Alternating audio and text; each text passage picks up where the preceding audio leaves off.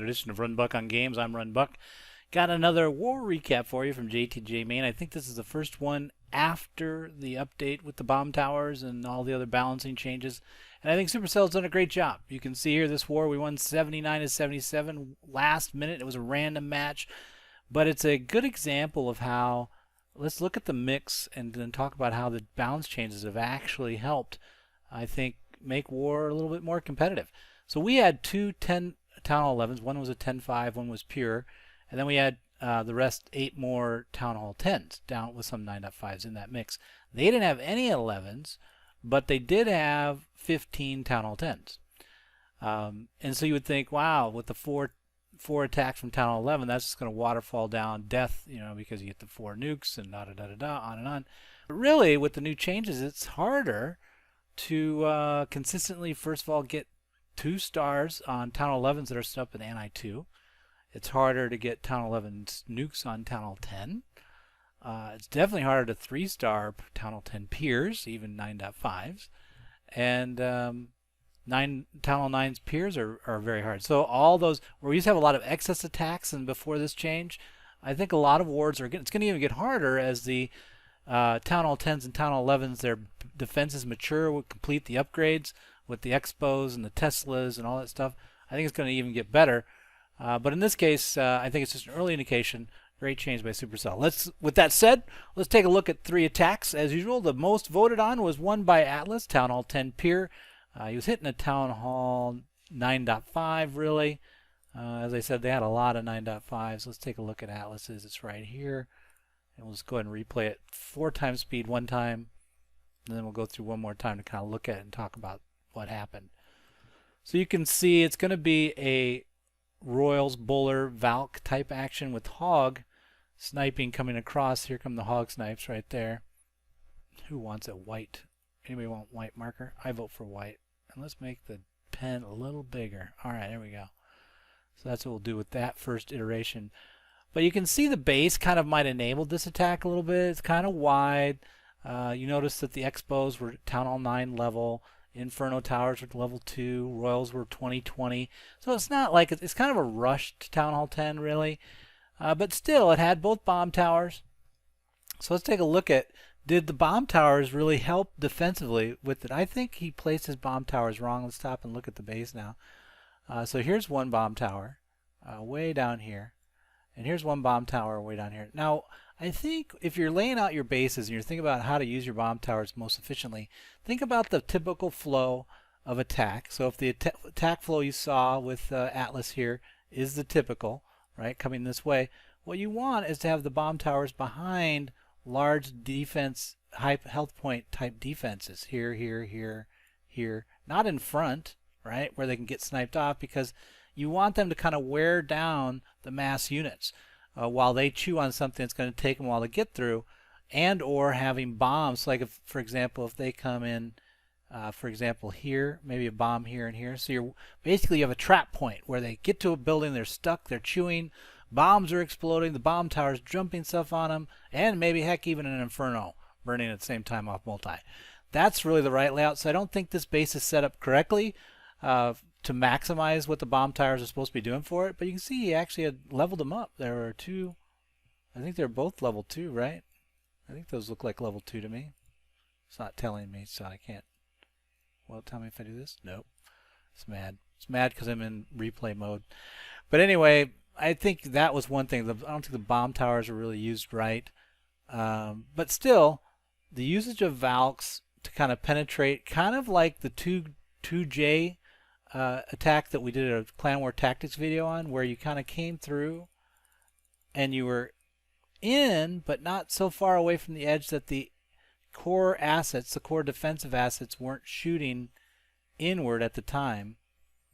That's where you want to be, right? So as the team moved through and is up here, you might even get some here. Then you can be snipe action.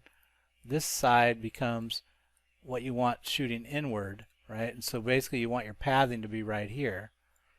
And then later on you can come over here and deal with this stuff, which he got with a queen walk.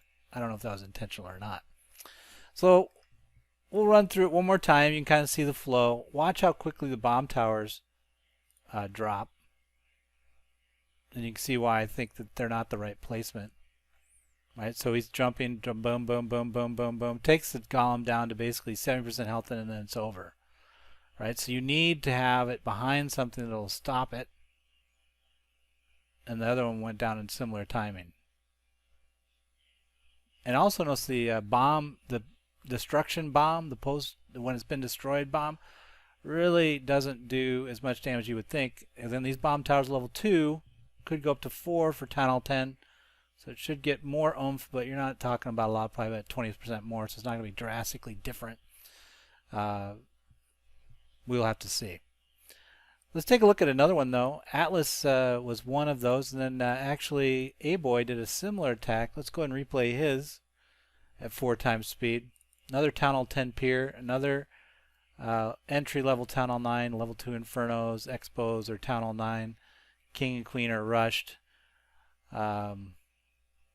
Where are his bomb towers? Dead already? So here comes the, if you notice, the hog pathing was through this side off of a drive team that was here, right? So we hog path off that from that way. And he kind of got stuck up here a little bit, but ended up not being an issue time-wise. He had plenty of juice to kick through a couple walls. Might have been more of an issue if those walls were leveled. Let's see if he actually got close to the time. No, he had plenty of time. Alright, so it's all good. So once again, though, let's take a look for the bomb tower. Is it out? Nope, there it is. Now, again, why would you put a bomb tower right there? I mean, it's meant to support core defense, taking out mass units when they're clustered. So this is not where you want it. This is an easy takeout, distract it with a golem, and then come in and nuke it with a wizard from the other side. Like, golem here, wizard here, it's dead. Is the other one there anywhere? I'm looking. Nope, just the one. Okay. But anyway, so we can look at it one more time, I guess, for funsies. See the flow. They both seem to be consistently running the Expos one at a time. I mean, running the Infernos one at a time. I can't recall if Atlas used freeze or not. Notice the freeze wasn't critical to the hog action coming in late. The drive team this way is what took the backside eye tower out. So, yeah, not bad though. So 2 times the similar attacks, the Royal Bowler Valk with Hog Snipe off of it seems to have some potential. When you've got, looks like an open base, so you don't have to have your Valks churning through too many walls, and your bowlers can move pretty quickly. And then you want to have the pathing, because let's look, see, did he meet the similar requirement that 2J pathing had in terms of staying? He jumped here. And I think he jumped here. Did he? Where are you going to jump, A-Boy? There it is. Alright, so yeah. Stopping. So yeah, so you can see, really, when you look at what was here and what was here, now his troops were right in here, so everything's shooting in, and this isn't really where but he's just flanking this and trying to join up the 2 forces, and then they turn. So basically he's got one force that comes this way, one force that comes this way. They clear and then rotate around. Oh, did I miss? I missed one of the hog actions. There it's coming from, so I missed one. This way, and this way. And then they both meet and have a party.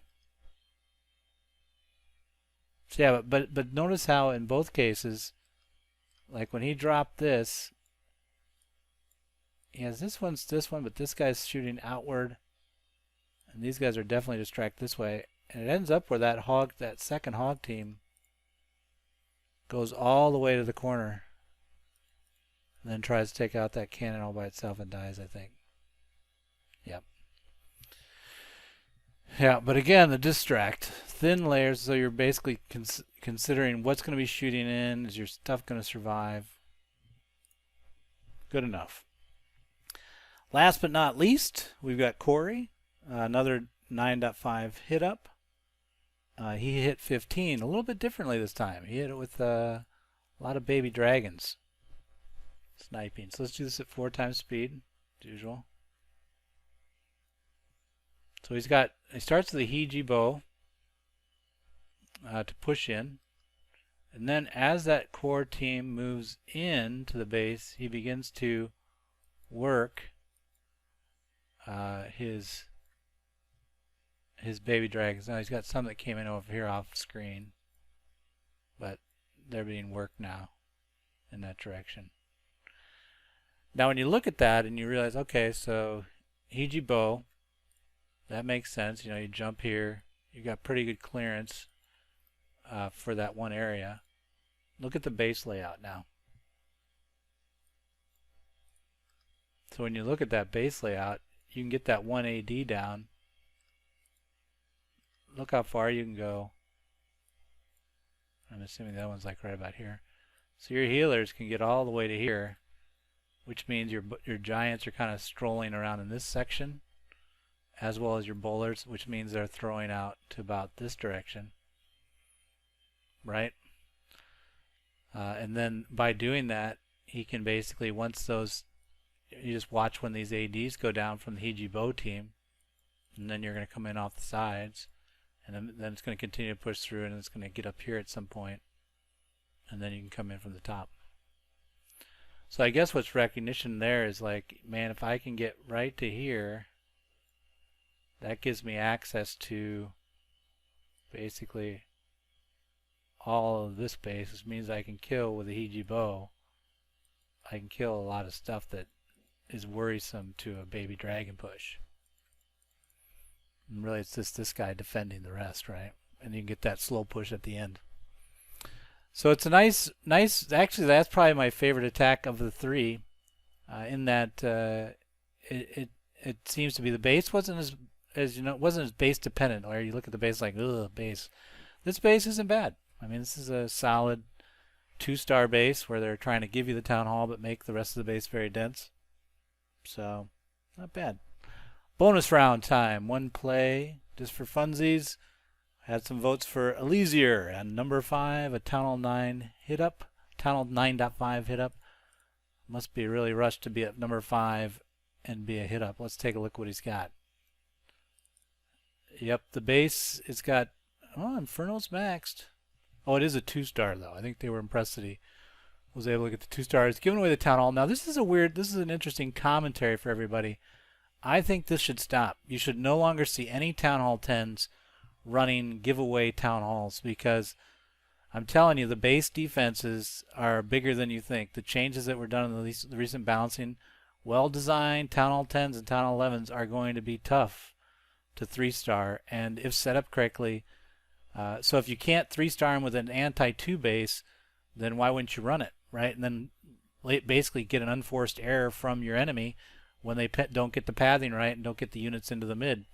So I would expect to see a lot more, 80-90% of the Town Hall 10 and 11s run moat-based designs. Otherwise you're going to be giving away these hit-ups like this, and when you lose a war by 2 to a Town Hall 9 being able to take out one of your 9.5s with a simple 2-star, I'm sure they look at that and say, man, I need to switch my base layout around. If I could have held Elysier off to just a 1-star, might have been a different war, right? Do that twice, it's a tie war. And they had us on percentage, I think. They were pretty close on percentage. So either way, a lot of great stuff going on in Clash of Clans. We got a lot of new meta happening. So we'll start to begin a new book. Look for some patterns in both 11, 10, and 9. Those Town Hall levels. See if we can find what mixes seem to be working on what bases. And as we get a clearer picture, we'll start to have comments on that. Hope it helps, guys. Talk to you soon. What am I gonna do? My clan sucks. Hey, it's JTJ. I think that's an all-out attack. No, it's the legendary JTJU. JTJU. JTJU. What? I like Wryhorn. You and this army. Download Clash of Clans for free. Then subscribe to JTJU and win.